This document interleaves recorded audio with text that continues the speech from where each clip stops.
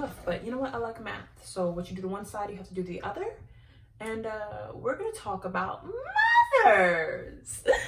Welcome to therapy.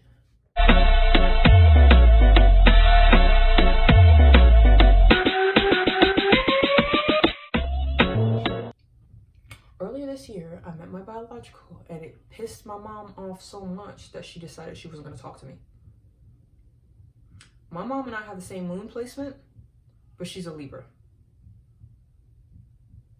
Pissed her off. She decided she wasn't gonna talk to me. I even got into a car accident. I talked to my left hand because ultimately, like I said, I had to forgive men through him. And I was telling him that she stopped talking to me because I was trying to understand my biological father and I's connection, because I keep losing myself. Before I even talked to my biological, I broke it down for my mom. I sat there and had a conversation with her about how I don't feel love, and I need to understand something, because something's telling me this unrequited shit. I can't get it out of my head. And I'm sitting here and she's going in the audio, I'm your mother and your father. And I'm sitting here and listening. I'm just like, the issues is that she hurt me more than anybody could. All the time. And I had to compromise and learn to love through that. So when I think that love feelings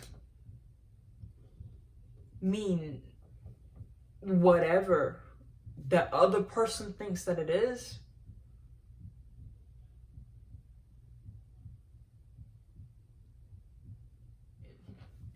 growing up, I tell people all the time, like, my mom was my best friend, because it's kind of like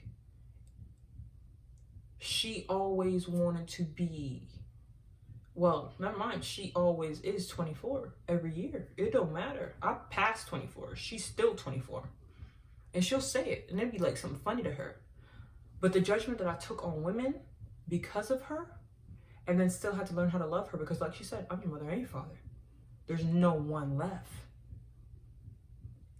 I don't go to clubs.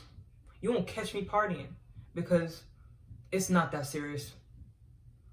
I don't be up in people's face, and I don't be trying to like look for any kind of mate, because in my mind I can't be okay for anyone if I can't understand what this is. So I took a lot of my adulthood trying to learn how to be a woman, trying to explore womanhood.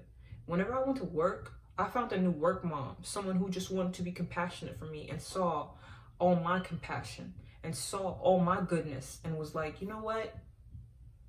I'm gonna be maternal towards you. But then that's odd for me, because why should some stranger feel like they have to be maternal towards me? And even sometimes I would work with places with my mom. Earlier this year, we worked at the same place, and one of her coworkers that she's very friendly with, very fond of, comes up to me one time and she goes, how was you and your mom's relationship? Your mom, she's a good mother. And I told her, I looked her in the face, I said, we worked it out. Because that's the most honest answer I could give her. The situation with my biological triggered her so much. This woman looked me in my face and said, do you actually think he loves you? And I just wanted to be like, I'd hope so, Mom. I'd hope that I was enough for someone to just love. Because if I ask you, love is transactional.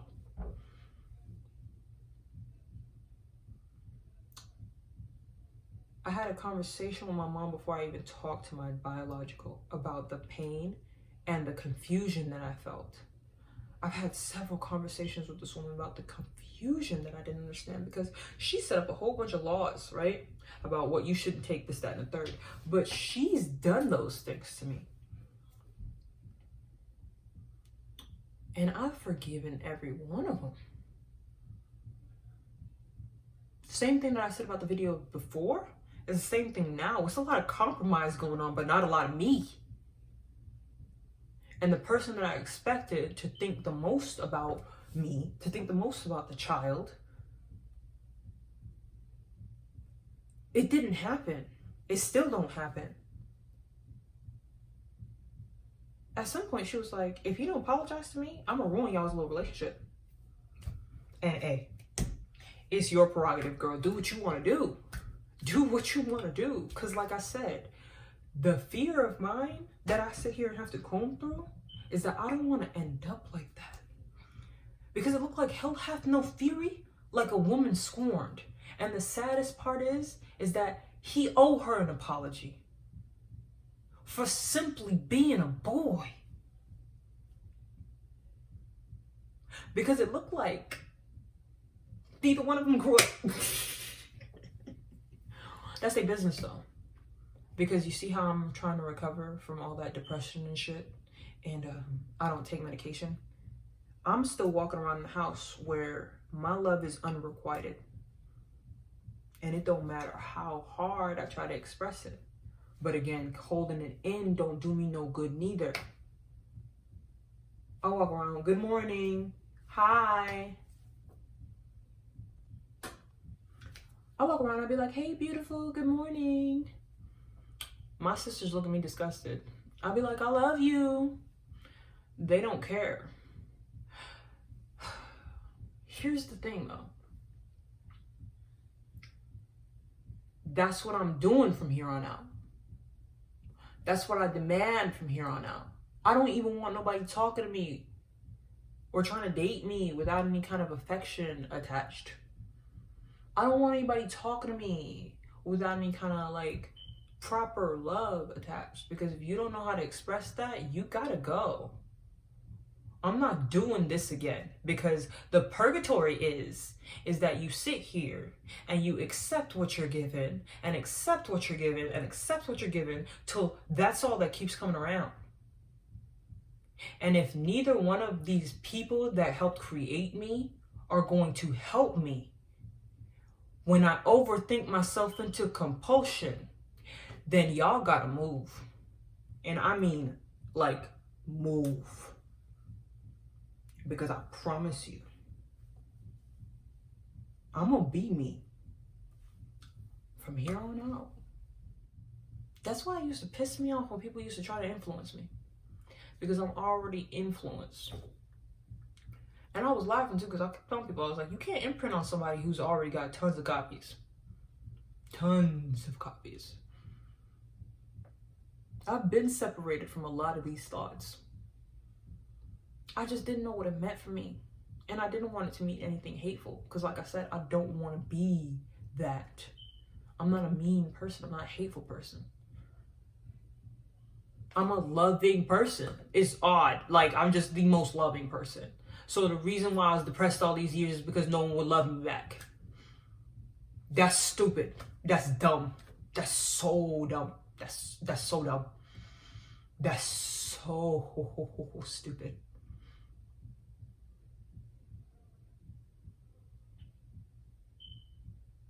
Because I was giving my all, and no one was giving me anything back. Because that's what it felt like. Because my feelings weren't taken into consideration, because that's not the gen that I grew up in. Oddly enough, though, it seemed like my siblings got away with the world. But again, like I said, they were whole. Their dad's right there. But my stepdad, for me, was a screen of compromise, of, you know what, you gotta love regardless. And the part that would upset me about that was be like, you knew she was wrong. So again, I'd sit here with this wrong is wrong, right is right situation, but your answer is to love her regardless. So here I am again, in unrequited purgatory.